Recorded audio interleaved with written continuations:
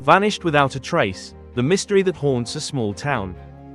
Part 1, The Disappearance. Chapter 1. The fog came for Havenwood first. It crept in from Black Creek during the deepest hours of the night. A silent, grasping thing that swallowed the cracked pavement of lonely county roads and muffled the world in a shroud of grey. It was in this fog that Deputy Miller found the car. A navy blue sedan, parked at a strange angle on the gravel shoulder of Old Creek Road. Its nose aimed toward the dense woods. The engine was cold. A fine layer of dew had settled over the windshield, obscuring the interior. Miller killed his siren but left the cherry and blue lights strobing, their rhythmic pulses painting the thick trees in flashes of artificial color. He called it in, the words tasting metallic and stale in his mouth. Got a 10 to 54. Possible abandoned vehicle. Old Creek Road, about 2 miles east of the bridge. Looks clean, no signs of a struggle from out here. Inside, the car was pristine. A half-empty bottle of water sat in the center console. A paperback novel lay on the passenger seat, its page marked with a receipt from a local cafe. And on the driver's seat, lying face up as if placed there with deliberate care, was a smartphone. Its screen was dark, untouched. By the time Detective Miles Harding arrived, the sun was a pale, watery disk struggling to burn through the morning mist. The air was thick with the scent of damp earth and decaying leaves, the signature perfume of a Havenwood autumn. Harding was a man built of the same sturdy, weathered material as the town itself. He'd left for the city once, Chicago, but the noise and the concrete had grated on him. And he'd returned to the place that held all his ghosts. What have we got, Miller? Harding's voice was a low gravel, a sound accustomed to quiet rooms and difficult questions. Car belongs to an Emily Carter, the deputy said, handing him a notepad. Registered to her father, Thomas Carter. She turned 21 yesterday. Her mom called it in an hour ago. Said she never came home from her birthday party at the mill. Harding's gaze drifted from the car to the woods. The trees stood like silent, watching giants, their branches tangled into a dark canopy. Doors were locked. Phone inside. Keys missing. Miller confirmed. That's the only thing. Cars locked up tight. Phones in there, but no keys. It was the first sour note in a symphony that was about to go terribly wrong. A locked car meant she hadn't fled in a panic. A phone left behind in this day and age was practically a cry for help. It suggested she hadn't left voluntarily, or worse, that she hadn't been able to take it with her. Harding felt the familiar cold dread coil in his gut. This was how it started. A small detail that made no sense. A tear in the fabric of a normal day. In a town like Havenwood, a town that prided itself on its predictability, its sheer, soul-crushing sameness. A tear like this could unravel everything. Get forensics out here, he ordered, his eyes still fixed on the impenetrable wall of the forest. I want every inch of this car and the surrounding area gone over. Tire tracks, footprints, anything, and get a search party organized. We start at the edge of these woods and work our way in. He walked the perimeter of the scene, his boots crunching on the wet gravel. The silence was profound, not peaceful, but waiting, the kind of silence that holds its breath. He pictured Emily Carter, a girl he knew only from a smiling, sun-drenched photo on her driver's license, stepping out of this car and into the fog. Where did she go? The question hung in the damp air, unanswered. The fog clung to everything, refusing to yield its secrets. And as the first volunteers began to arrive, their faces etched with a mixture of morbid curiosity and genuine fear, Detective Harding knew this was more than a missing girl. It was a story about to be written in the town's darkest ink. And he was standing on the first page. Chapter 2. The Carter house was a 2-story colonial set on a street lined with proud, ancient oak trees. It was the kind of house that appeared on Havenwood's tourism brochures, a perfect portrait of small-town tranquility. Today, that portrait was cracked. Sarah Carter opened the door before Harding had a chance to ring the bell. Her eyes were red-rimmed and hollow, voids of sleepless terror in a face that was otherwise composed. Almost unnaturally so. She was a woman holding herself together with sheer force of will. "Detective," she said, her voice a fragile whisper. "Thank you for coming. Please." She led him into a living room that was suffocatingly neat. Family photos adorned the mantelpiece. Emily as a gap-toothed child on a swing set. Emily in a cap and gown at her high school graduation. Emily beaming alongside her parents. The perfect, happy family. Thomas Carter rose from an armchair. He was a large man, a former high school football star whose glory days had settled into a soft middle. He wrung his hands, the gesture a stark contrast to his imposing frame. "Any news? Have you found her?" "We're doing everything we can, Mr. Carter," Harding said gently. He took a seat, the silence stretching between them, thick with unspoken fears. "I need you to tell me about last night. Everything you can remember," Sarah began, her narrative clipped and precise, as if reciting a list of facts could keep the emotion at bay. Emily went to her birthday party, at the mill, with her friends. She was supposed to be home by 1. "She's always so responsible, she always calls." "She called you last night?" "No," Tom interjected, his voice cracking. "That's the thing. The last we heard was a text around 10:30. Said she was having fun. Chloe was with her." Chloe Sterling, Harding scribbled the name in his notebook. "Emily's best friend since kindergarten. Inseparable." "Yes, they were together," Sarah confirmed. "Emily, she wasn't a drinker." "Not really, but it was her 21st. She said she might have a glass of champagne." She wrung her hands, a mirror of her husband's nervous tic. "I told her to be careful." Harding's questions were routine, but the answers painted a picture of a girl with no enemies. No dark secrets, no reason to run away. She was a top student at the local community college, worked part-time at the town library, and was saving up for a trip to Europe. She was, by all accounts, Havenwood's golden girl. Was there anyone she was seeing? A boyfriend? Tom and Sarah exchanged a look. "No one serious," Tom said. "There was a boy, Ryan, from her history class, but it was casual. She wasn't interested in anything serious right now. She was focused on her future." The interview felt like walking down a hall of mirrors. Every reflection showed the same perfect image. But Harding knew there had to be something else. Something hidden. No one was this flawless. "Can I see her room?" he asked. Emily's bedroom was as immaculate as the rest of the house. Books were arranged alphabetically on her shelves. Clothes were folded neatly in her closet. A corkboard above her desk was covered in photos of friends, ticket stubs from movies, and a postcard from the Grand Canyon. It was the room of a girl with plans. A girl who intended to come home. But as Harding stood in the center of the room, a faint, discordant note caught his attention. On her nightstand, next to a glass of water, was a small, leather-bound journal. It was the only object that seemed out of place, its cover worn and its pages slightly askew. He picked it up, the leather cool against his skin. "Did she write in this often?" he asked Sarah, who had followed him into the room. Sarah Carter's carefully constructed composure finally fractured. A tear traced a path down her cheek. "Every night," she whispered, "since she was 13. She called it her secret keeper." Harding opened the journal to the last entry, dated the night of her party. The handwriting was neat, precise, just like everything else about Emily. But the words were anything but. "October 3rd, birthday. Everyone says I should be happy. But all I feel is this cold dread. It's like standing on the edge of a cliff. I know the truth now. I know what they did. The rot at the heart of this town. It goes deeper than I ever imagined. I have to tell someone. But who can I trust? He's watching me. I know he is." Harding read the words again, a chill crawling up his spine that had nothing to do with the autumn air. The golden girl had a secret, a dark one, and it seemed her secret keeper was the only one she'd told. The rot at the heart of this town. Suddenly, the case wasn't about a girl who had vanished. It was about a girl who had found something she wasn't supposed to see.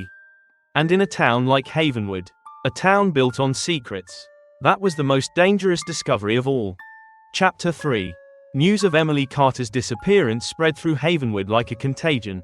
It started as whispers at the cash register of the general store, then became hushed, urgent phone calls between neighbors. And finally, by noon, it was a full-blown epidemic of fear, broadcast from the television screens in the corner of Rosie's diner. The diner was the town's central nervous system, the place where gossip was currency and speculation was served alongside greasy bacon and weak coffee. Harding walked into a sudden, stifling silence. Every pair of eyes turned to him, hungry for information, for reassurance that the world was still the same place it had been yesterday. He ignored them, sliding into a booth at the back where Chloe Sterling was waiting for him. She looked smaller than he remembered, swallowed by a puffy jacket. her face pale and drawn. Her eyes, like Sarah Carter's, were red from crying. "Chloe," Harding began, his voice softer than usual. "Thanks for meeting me." She just nodded, twisting a paper napkin into a shredded mess on the table. Is there anything? "We're working on it. I need you to tell me about the party. You were with Emily. Did she seem herself?" "She was quiet," Chloe said, her gaze fixed on the tabletop. Which was weird. It was her birthday. She should have been the life of the party. But she was distracted, kept checking her phone, looking over her shoulder. I asked her what was wrong, and she just shook her head. Said it was nothing. "Did she talk to anyone unusual? Anyone you didn't know?" Chloe hesitated. "There was a man. I didn't see him clearly. He was older, well dressed. He and Emily were talking over by the back entrance for a few minutes. It looked intense, like they were arguing." "Did you hear what they said?" "No, the music was too loud. When she came back, I asked who he was. She just said he was an old family friend and changed the subject. But she was rattled, Miles, really scared. An old family friend. The description didn't fit with the narrative the Carters had given him." "What happened when you left?" "We walked out together around 12:30. Chloe said, her voice dropping. "I told her I could give her a ride. But she said she wanted to clear her head. That she needed to make a stop before she went home." "A stop? Where?" Chloe shook her head, a fresh wave of tears welling in her eyes. "She wouldn't say. She just gave me a hug and said, she said, if anything happens to me, Chloe, don't let them forget." The words landed on the table between them like stones. Don't let them forget. It wasn't the farewell of a girl going home to clear her head. It was a premonition. "Who are they, Chloe?" Harding pressed, his voice firm. "I don't know," she cried, drawing looks from the other patrons. "She wouldn't tell me. The last few weeks, she'd been so secretive, mumbling about old town records, about things that happened years ago. I thought it was just a project for school. But now..." Her words trailed off as the first search party, a grim-faced assembly of volunteer firefighters and concerned citizens, tramped past the diner window on their way to the woods. They carried flashlights and wore bright orange vests, a futile armor against the encroaching darkness of the forest. The sight seemed to drain the last of Chloe's strength. "I should have made her come with me," she whispered, the guilt of physical weight on her shoulders. "I just let her walk away." Harding left the diner with a growing sense of urgency. Emily Carter hadn't just stumbled upon a secret, she had been actively investigating it. And her last known conversation was a heated argument with a mysterious older man. He drove back toward the abandoned car, the town flashing by his window in a blur of familiar sights that now seemed alien, tinged with menace. The quaint storefronts, the white steepled church, the manicured lawns, it all felt like a facade, a carefully constructed stage. And behind the curtain, the rot Emily had written about was spreading. The search party was fanning out into the trees as he pulled up. The woods were already dark, the afternoon light failing to penetrate the thick canopy. The air grew colder. Harding watched the volunteers disappear one by one into the shadows, their hopeful calls of "Emily" echoing and then dying in the oppressive silence. He knew, with a certainty that chilled him to the bone, that they wouldn't find her here. She wasn't just lost, she had been taken, and the forest, like the town, was keeping its secrets. Part 2, The Unraveling. Chapter 4. The first 48 hours of a missing person case are a frantic race against a clock that never stops ticking. For Detective Harding, those 2 days were a blur of caffeine, dead-end leads, and the mounting pressure of a town holding its breath. The search parties had found nothing. The woods remained stubbornly, unnaturally silent.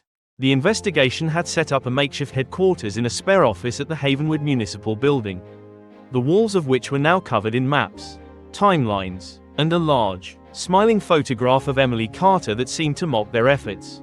The witness from the gas station came in, Officer Miller announced, dropping a file on Harding's desk. "Old man Hemlock says he saw Emily's car pulled over on Old Creek Road around 1 in the morning." Harding straightened up, rubbing the fatigue from his eyes. "Did he see her?"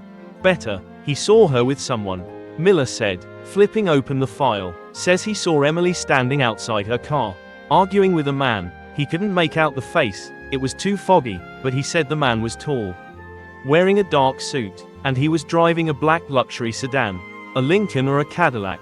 something expensive. The detail matched Chloe's account from the party, an older, well-dressed man. Did Hemlock hear anything? Just that their voices were raised. He thought it was a lover's quarrel and kept driving. Didn't think anything of it until he saw the news this morning. A man in a suit. A luxury car. In Havenwood. That narrowed the field considerably. This wasn't some random drifter. This was someone local. Someone with money and status. Someone who wouldn't want to be seen arguing with a 21-year-old girl on a deserted road in the middle of the night. Harding's mind immediately went to the town's elite. The handful of families who owned most of Main Street and whose names were on plaques all over town. Among them, one name stood out, a name synonymous with power in Havenwood for generations. Before he could pursue that thought, another officer stuck his head in the door.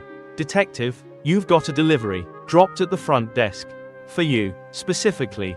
The package was a plain manila envelope. There was no return address. Harding's name was written on the front in crude, blocky letters that looked like they'd been cut from a newspaper. He slit it open with a penknife. Inside was a single sheet of white paper. On it, more pasted letters spelled out a short, chilling message. She knew too much. Stop looking. Harding stared at the words, the cheap paper suddenly feeling heavy in his hand. It was a threat, a confirmation. This wasn't a kidnapping for ransom or a crime of passion. This was a silencing. Emily Carter had been removed from the board because she was a threat to someone. "Get this to forensics," he said, his voice dangerously quiet. "I want to know if they can pull anything off it. The paper, the glue, the envelope, anything." The note changed everything. It shifted the investigation from a search for a missing person to a hunt for a potential killer. It also meant that whoever took Emily was watching them. They were close enough to walk into the station and drop off a warning. Harding stood and walked to the window, looking down at the town square. People hurried along the sidewalks, their heads bowed against the wind, their faces tight with anxiety. Who among them was the author of that note? Who was the man in the dark suit? Who was so desperate to protect a secret that they would make a young woman disappear? His thoughts circled back to Emily's journal. The rot at the heart of this town.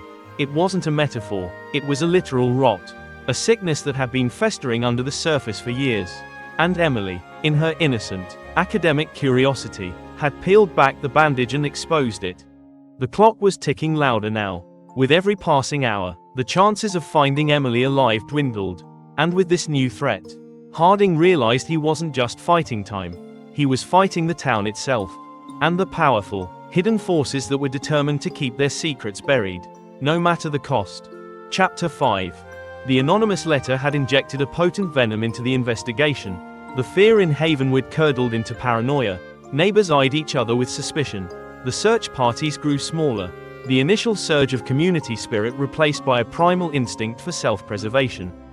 If someone powerful enough to make Emily Carter vanish was still in their midst, then no one was safe.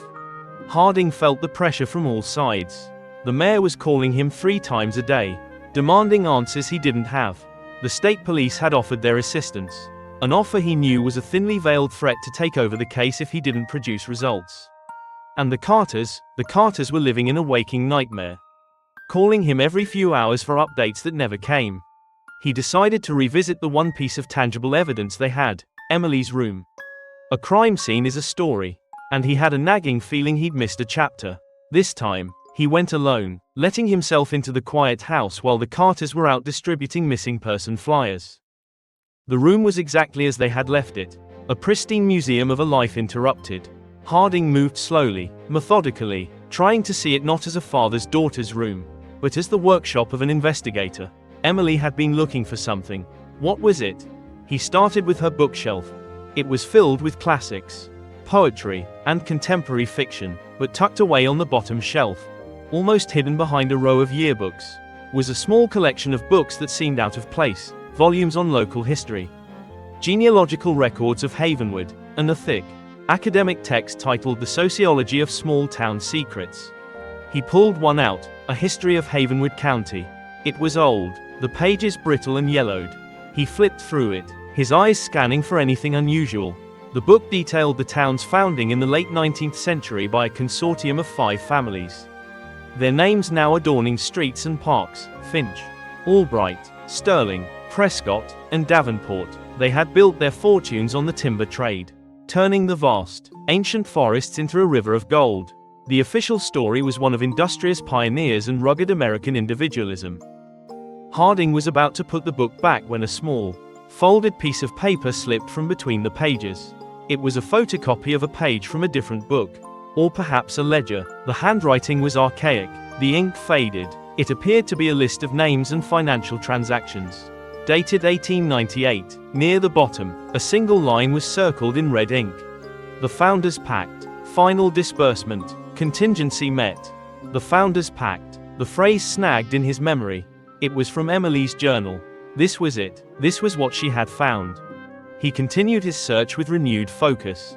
He checked under the bed, behind the dresser, in the pockets of coats hanging in the closet. Finally, taped to the back of the corkboard, hidden behind a photo of her and Chloe laughing on a beach. He found a small, black flash drive. He plugged it into his laptop right there, sitting on the edge of Emily's bed. The drive contained only a handful of files, scanned newspaper articles from the early 1900s. More photocopied ledger pages, and a single, password-protected document. The articles were cryptic, reporting on a series of unfortunate accidents at the old Finch logging mill. All within a few months of each other. The ledger pages detailed large, unexplained payments made by the 5 founding families to the local sheriff at the time. It was a trail of breadcrumbs leading back over a century, a cold case that no one even knew existed. Emily had stumbled upon it. She had connected the dots between the accidents, the payments, and the so-called Founders Pact. She had uncovered the original sin upon which Havenwood's prosperity was built. And the name that appeared most often in those documents, the name tied to the mill, the land, and the largest payments, was Finch. Alistair Finch, the current patriarch of the Finch dynasty, a man who owned half the town, whose philanthropy was legendary, and who moved with the easy, untouchable grace of old money. An older, well-dressed man who drove a luxury car. A man who fit the description given by Chloe and Old Man Hemlock perfectly. Harding felt a surge of adrenaline. This was no longer a ghost hunt. He had a name. He had a motive. The rot Emily had written about had a name. And its name was Finch. He now had to prove that the sins of the great-grandfather had been visited upon the great-grandson, who, in a desperate act of preservation, had silenced the girl who knew too much. Chapter 6. The weight of Emily's discovery settled heavily on Harding. He was no longer just a small-town detective looking for a missing girl. He was an archaeologist who had unearthed a tomb. And the spirits of the past were restless. The Founders Pact. The name itself felt like an incantation, a spell that had held Havenwood in its thrall for over a century. He spent the next day holed up in his office, piecing together the fragmented history Emily had started to uncover. The picture that emerged was dark and disturbing. In 1898, a labor dispute at the Finch timber mill had turned violent. A group of immigrant workers, demanding better wages and safer conditions, had organized a strike. The strike was brutally suppressed. The unfortunate accidents, reported in the old newspapers were, he suspected, anything but. They were murders, covered up with the complicity of the law and the silence of the other founding families. The Founders' Pact was blood money. A payment for silence that secured the Finch family's dominance and laid the foundation for the town's future. It was a secret buried so deep that it had become a myth. A ghost story whispered by children. But Emily, with her researcher's mind and her librarian's access to the archives, had treated it not as a myth, but as a hypothesis, and she had found the proof. Harding knew his next move was a dangerous one. Accusing Alistair Finch in Havenwood was like accusing the Pope in Vatican City. The man was an institution, his influence woven into the very fabric of the community. He funded the hospital wing, sponsored the high school football team, and his annual 4th of July fireworks display was the stuff of legend. To go after him was to go after Havenwood itself. He drove to the Finch estate, a sprawling mansion of stone and dark timber that sat on a hill overlooking the town. A king's castle surveying its domain. The gates, wrought iron and imposing, swung open silently as he approached. Alistair Finch met him in a library that smelled of old leather and expensive scotch. He was exactly as Harding had pictured him, tall, impeccably dressed in a grey suit, with silver hair and eyes the colour of a winter sky. He exuded an aura of calm, unshakable authority. "Detective Harding," Finch said, his voice smooth and cultured. He gestured to a plush leather armchair. To what do I owe this unexpected visit? Harding remained standing. I'm here about Emily Carter. Finch's expression didn't flicker. A terrible tragedy. Simply terrible. My family has, of course, contributed to the search fund. Is there any news? We have a witness who saw her arguing with a man matching your description on the night she disappeared. Harding said, watching Finch's face for any reaction. Another witness saw a similar man talking to her at her birthday party. Finch gave a small, almost pitying smile. Detective, I am a public figure in a small town. I bear a passing resemblance to half the men over 60 in this county. Surely you have more than that. I do, Harding said, his voice level. Emily was researching the history of this town. Specifically, an arrangement made in 1898. She called it, the Founders' Pact. For the first time, a shadow crossed Alistair Finch's face. It was fleeting, almost imperceptible, but it was there. The calm in his eyes was replaced by a sudden, glacial cold. That is an old and frankly ridiculous piece of local folklore, Finch said, his tone dismissive, the idle gossip of bored minds. Emily didn't think so, Harding pressed. She found financial records, newspaper clippings. She believed the unfortunate accidents at your family's mill were murders, and that the pact was a payoff to the other founding families and the sheriff to cover it up. Finch walked to the window, his back to Harding, and looked down upon the town that bore his family's fingerprints. Miss Carter had a vivid imagination. It's a shame she used it to dredge up slanderous and unsubstantiated rumors about my ancestors. Did you meet with her, Mr. Finch? Did you tell her to stop digging? Finch turned, his face a mask of aristocratic indignation. Are you accusing me of something, detective? I'm asking you if you had contact with Emily Carter on the night she disappeared. A long silence stretched between them. The only sound was the ticking of a grandfather clock in the corner, marking the seconds of a confrontation that felt both inevitable and surreal. I have no further comment, Finch said finally, his voice like chipping ice. I believe this interview is over. You can see yourself out. Harding left the mansion with the distinct feeling that he had just kicked a hornet's nest. Finch hadn't confessed, but his denial had been too quick, his composure too brittle. He was hiding something. As Harding drove back down the winding driveway, he saw a gardener tending to a rosebush near the edge of the woods that bordered the estate. The gardener stopped his work and watched the car, his eyes unreadable. Harding knew he had his prime suspect. Now, he just needed the evidence to make it stick. But in a town owned by Alistair Finch, he suspected evidence would be just as hard to find as Emily Carter herself. The battle lines had been drawn. Part 3, The Accusation. Chapter 7. The moment news of Harding's visit to the Finch estate leaked, and in Havenwood. News always leaked, the town fractured. It was as if an invisible fault line had split Main Street in two. On one side were those who saw Alistair Finch as the town's benevolent patriarch, a man beyond reproach who was being unfairly targeted by an overzealous detective. On the other side were those who had always harbored a quiet resentment for the Finch family's power, who saw the whispers of a century-old crime as a possible explanation for the unshakable hierarchy that defined their lives. Rosie's diner became a war room for the two factions. Arguments broke out over coffee and pie. Friendships strained, and a deep-seated paranoia took root.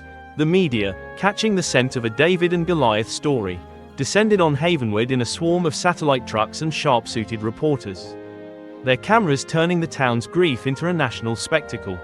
Finch, for his part, played the role of the dignified victim perfectly.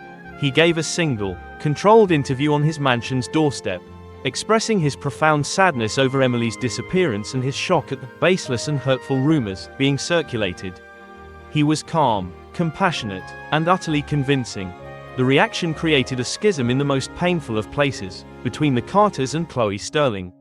Chloe, whose own family, the Sterlings, was one of the 5 original founders, publicly defended Finch. Alistair has been like an uncle to me my whole life, she told a reporter, her voice trembling but firm. He is a good man. This town wouldn't be what it is without his family. It's disgusting that people are using a tragedy to attack him. Her words were a knife in Sarah Carter's heart. The two families, once inseparable, were now divided by an unbridgeable chasm of suspicion and betrayal. Harding felt the walls closing in. The mayor was now openly hostile, and the chief of police, a man who owed his career to Finch's patronage, was making noises about taking Harding off the case. His only leverage was the flash drive, but the password-protected file remained stubbornly locked. Without it, all he had was a century-old conspiracy theory and a witness who'd seen a man in the fog. It wasn't enough. His team was hitting brick walls. Finch had a verifiable alibi for the night of the disappearance. He'd been hosting a charity dinner at his home. Dozens of Havenwood's most prominent citizens could vouch for his presence until well after 2 in the morning. The timeline didn't work. It doesn't make sense, Harding muttered, staring at the timeline on the wall. Hemlock saw Emily at 1. The party ended at 12:30. Finch's dinner didn't wrap up until 2. He couldn't have been on Old Creek Road. Maybe the witness was wrong about the car, Miller suggested. Or the suit. Or the man, Harding added, a new, unsettling thought beginning to form. What if they were so focused on Finch that they were missing something else? It was then that the call came in. A hiker, a tourist from out of state who knew nothing of the town's drama, had been trekking through the woods that bordered the back of the Finch estate. He'd gone off the main trail, chasing a photo of a rare woodpecker, and had stumbled upon something half buried in the damp leaves and mud. Something silver that glinted in the weak afternoon light. Harding got there before the forensics team had even finished cordoning off the area.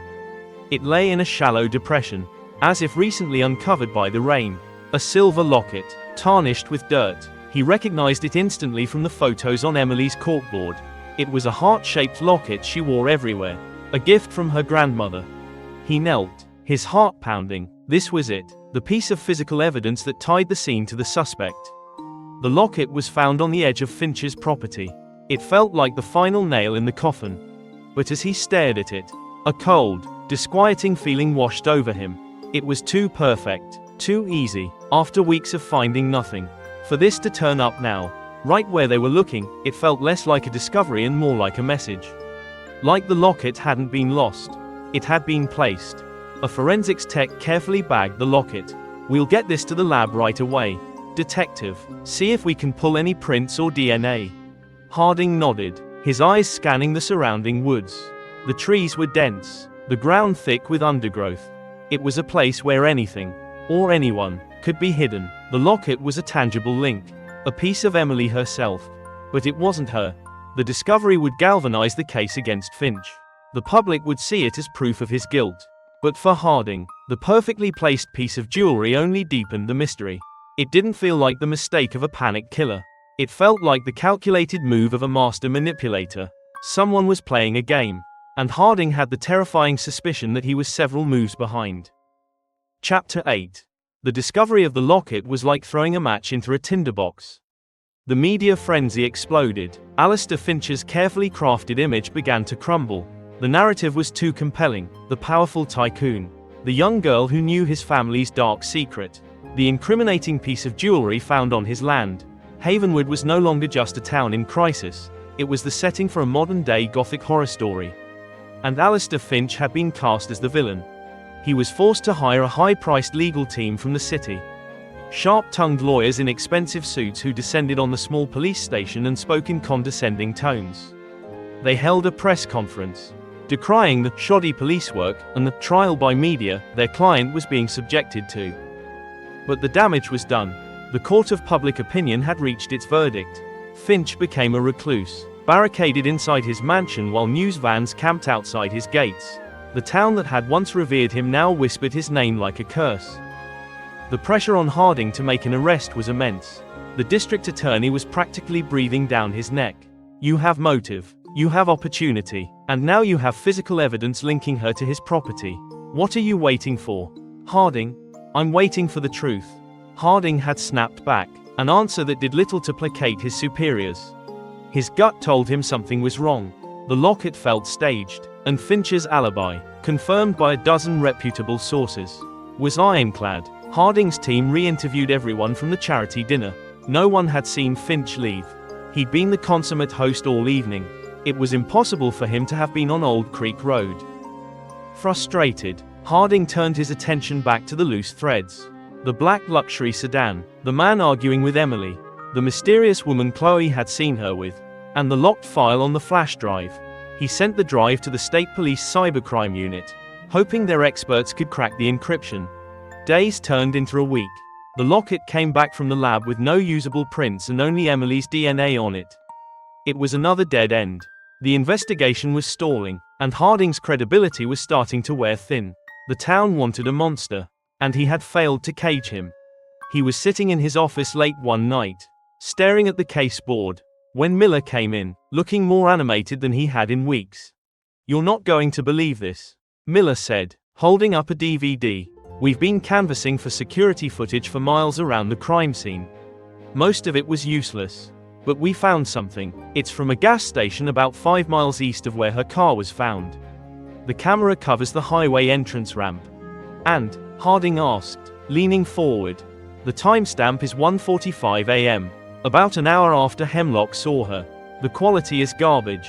It's grainy as hell. But, watch this." Miller slid the disc into a player connected to a large monitor. The footage showed the desolate, rain-slicked highway, illuminated by the ghostly green glow of the gas station sign. For a few seconds, there was nothing but passing cars. Then, a dark sedan pulled onto the shoulder. A figure got out of the driver's side, and another emerged from the passenger side. The two figures stood in the rain for a moment, talking. Then, a second car, a beat-up old station wagon, pulled up behind them. The passenger from the first car hugged the driver, then got into the station wagon, which drove off. The first car pulled back onto the highway and headed in the opposite direction. "We've been assuming the person she met on Old Creek Road was the one who took her," Miller said, pausing the footage. "But what if that was a handoff?" Harding stared at the blurry shapes on the screen. "Can you clean it up? Enhance it?" "We tried. Best we can do is this." Miller zoomed in on the two figures. They were little more than pixelated ghosts. But one thing was clear. The driver of the first car, the one Emily had been in, was tall, and the passenger, the person who got into the station wagon. Harding's blood ran cold. Even in the grainy, distorted footage, he could make out the unmistakable silhouette. Long hair, a slender frame. "That's not a man," Harding breathed. "The person Emily met up with, it was a woman." The entire theory of the case, the theory that had consumed their lives for weeks and torn the town apart, had just been obliterated by a few seconds of grainy security footage. They hadn't been looking for a man in a suit at all. They had been looking for the wrong person entirely. Part 4, The Ghost of the Past. Chapter 9. The revelation from the gas station footage sent a shockwave through the investigation. A woman. It had been a woman all along. Chloe's sighting of a man at the party. Hemlock's foggy glimpse of a figure in a suit. They were red herrings. Fragments of memory distorted by fear and shadow.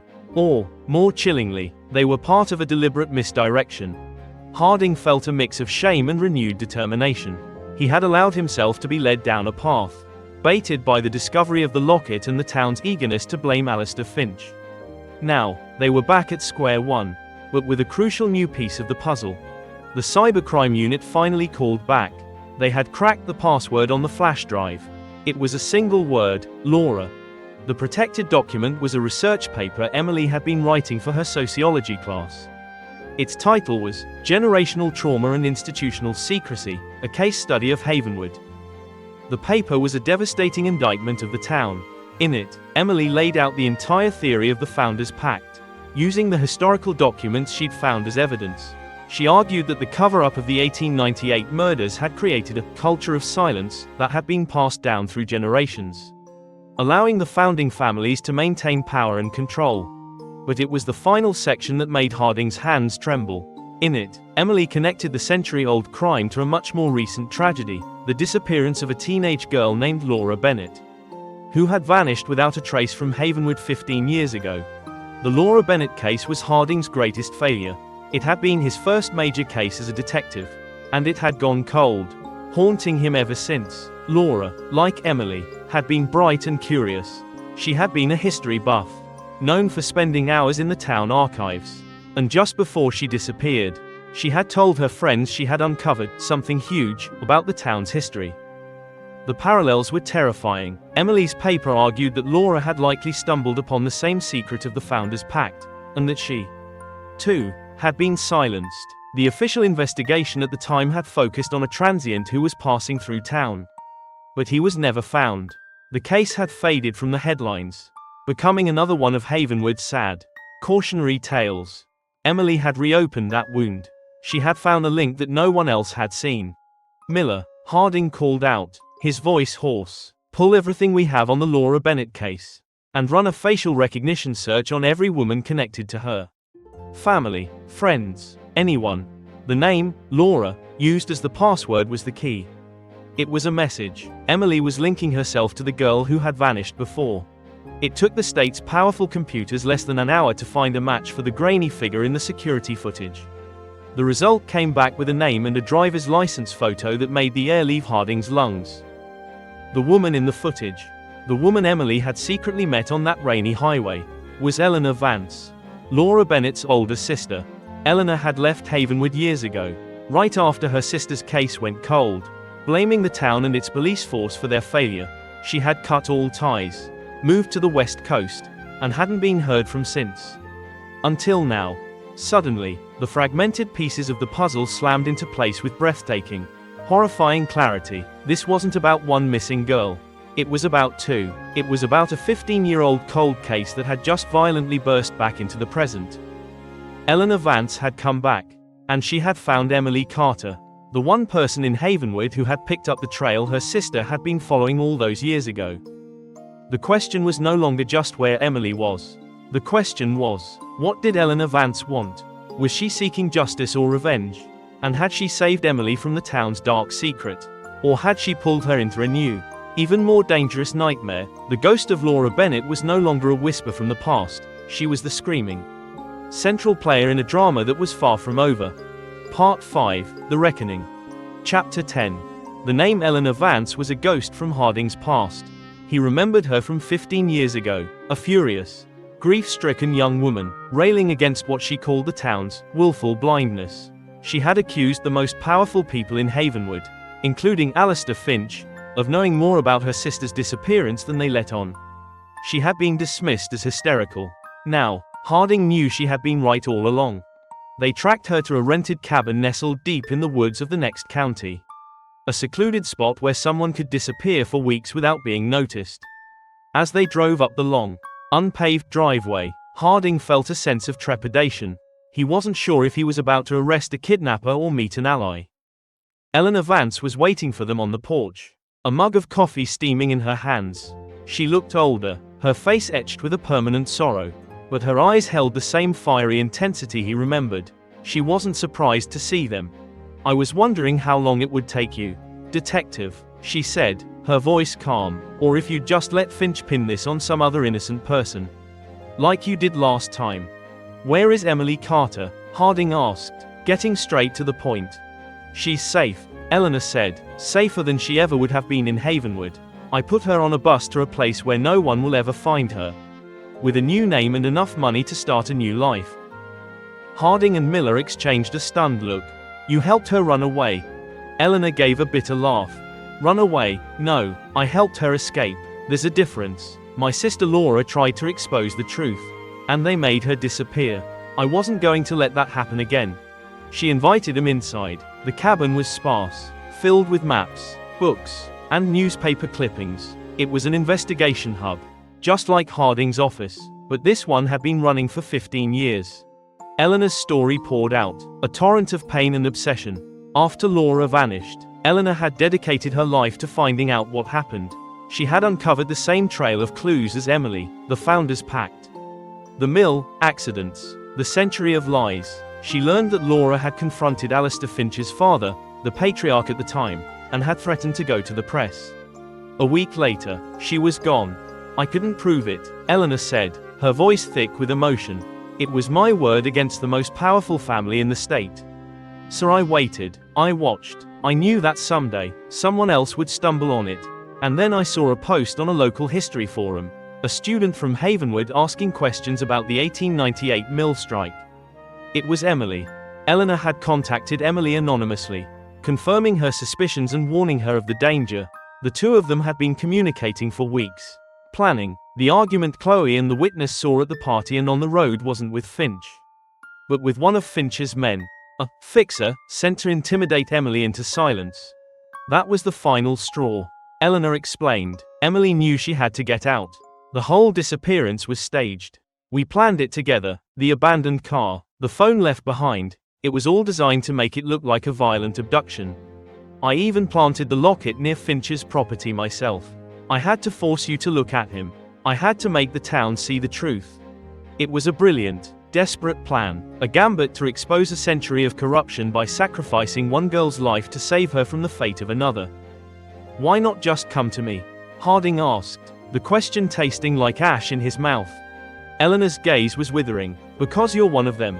Harding, you grew up in Havenwood. You protect it. You let my sister's case go cold. You let the town forget. I couldn't trust you. I couldn't trust anyone. Her words hit him harder than any physical blow. She was right. He had been a part of the system. The culture of silence that Emily had written about. He had looked for the simplest explanation. The path of least resistance. And in doing so, he had failed Laura Bennett. He wouldn't fail Emily Carter. Alistair Finch might not have been on that road, Harding said, his voice hard as steel. But he's still guilty. Obstruction of justice. Conspiracy. Accessory to a 15-year-old murder. It's time to tear it all down. Chapter 11. Armed with Eleanor's testimony and the full contents of Emily's research, Harding finally had the ammunition he needed. He went not to the local DA, but to the state attorney general, laying out the entire sordid history of Havenwood's founding families, the cover-up of the 1898 murders, the disappearance of Laura Bennett, and the subsequent conspiracy to silence Emily Carter. The confrontation with Alistair Finch was not in his opulent library this time, but in a sterile, windowless interrogation room at the state police barracks. The power dynamic had irrevocably shifted.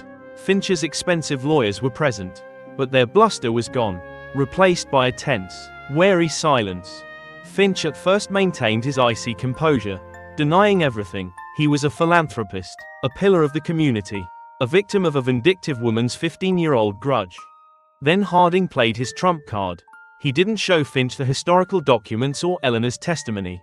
He showed him a photo of Laura Bennett, a smiling, vibrant teenager, full of life. She was 17, Alistair, Harding said, his voice low and steady. She came to your father, and she asked him for the truth. What did he tell her? Finch's mask finally, irrevocably, cracked. A deep, shuddering breath escaped his lips. The carefully constructed facade of a lifetime crumbled in an instant, revealing the terrified man beneath. He did it to protect us. Finch whispered, the words barely audible. To protect the town, our whole legacy, the hospital, the scholarships, everything this town is. It's built on that foundation. That silence. Laura Bennett threatened to destroy it all. He didn't confess to murder. He confessed to the cover-up. His father, now deceased, had hired the same family of fixers that had served the Finches for generations. They had taken Laura, made her disappear. Finch's role, then and now, was to manage the fallout, to use his influence to steer the investigation away from the truth. He had orchestrated the transient suspect 15 years ago, and he had sent the man to intimidate Emily. I never wanted the girl to be harmed, Finch insisted, his voice pleading. I just wanted her to stop. She was digging up graves that needed to stay buried. The betrayal was deeper than just one man. As the investigation widened, the rot was exposed. The chief of police admitted to suppressing evidence in the Bennett case at the behest of Finch's father. The mayor confessed to helping spread disinformation. The heads of the other founding families, including Chloe Sterling's father, admitted to knowing about the conspiracy of silence, a pact of mutual preservation that had held for generations. Havenwood was a town built on a crime, and its entire leadership was complicit. The arrests came swiftly. Finch, the mayor, the police chief, the pillars of the community were led away in handcuffs. Their faces broadcast on the same news channels that had once lauded them. The town was left reeling, its identity shattered. The truth had come out, but it offered no comfort, no clean resolution. It had simply replaced a quiet, festering rot with an open, gaping wound. Harding stood in his office, looking at the now dismantled caseboard. They had justice for Laura Bennett. In a way, they had exposed the conspiracy. But Emily Carter was still gone. She was a ghost, a self-imposed exile, sacrificed to win a war she had started. The case of her disappearance would remain officially open, a permanent, unsolvable file in his cabinet. He had won. He had uncovered the truth. But as he looked out the window at the fractured, sullen town, it felt profoundly, deeply like a loss. Part 6, The Haunting. Chapter 12. Months bled into a year. Autumn returned to Havenwood, painting the leaves in brilliant shades of red and gold, a beautiful mask on a scarred town. The trials of Alistair Finch and the others had been a protracted, ugly affair. In the end, with no body, the murder charges against Finch's late father were symbolic. Finch himself was convicted of obstruction of justice and conspiracy, sentenced to a prison term that, for a man of his age and wealth, felt more like a slap on the wrist than true justice. The town he returned to on bail pending appeal was not the one he had left. The Finch name was now synonymous with scandal. The Sterling family moved away. The foundations of Havenwood had been exposed as rotten, and nothing could ever be the same. The silence that had once felt peaceful now felt heavy, laden with the ghosts of all the things left unsaid for a century. For Miles Harding, the case was a Pyrrhic victory. He had solved the mystery that had haunted him for 15 years. But in doing so, he had unleashed a new one. Emily Carter was out there, somewhere, living a life that wasn't her own. He had closed one cold case only to open another, one that could never be solved. For the Carters, there was no victory at all. They had the truth about their town, but they had lost their daughter. They lived in a state of suspended animation, caught between grief and the fragile, agonizing hope. Sarah Carter kept Emily's room exactly as she had left it, a perfect, heartbreaking shrine to a girl who was both dead and alive at the same time. Tom Carter aged a decade in a year, the life draining from his eyes, leaving behind a hollowed-out shell of the man he once was.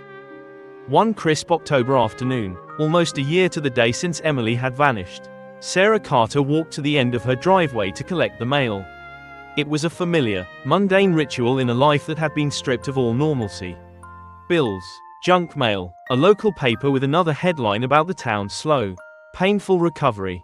And then she saw it. A plain white envelope, just like the others, but this one had no stamp, no postmark. It had been placed there by hand. Her name was written on the front in neat, familiar cursive, a cursive she would recognize anywhere. Her hands shaking so badly she could barely tear it open, Sarah pulled out a single sheet of paper. On it was a short, typed message. "Mom, I'm safe, I'm alive, please, don't worry. But you have to understand, you can never look for me. They are still out there, the ones who helped him, the ones who got away. Stop digging, stop asking questions. If you don't, the past will claim another. Let me go, it's the only way we can all be safe. I love you. E."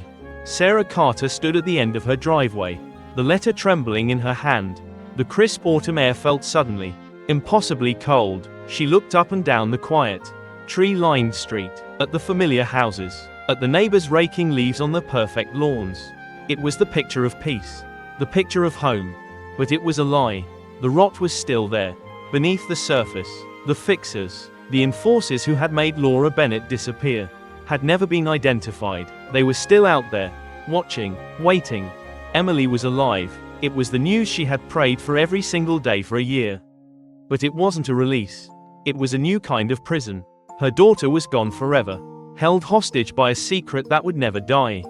The mystery of Emily Carter's disappearance was over, but the haunting of Havenwood, and of the family she had left behind, was just beginning, and it would last a lifetime.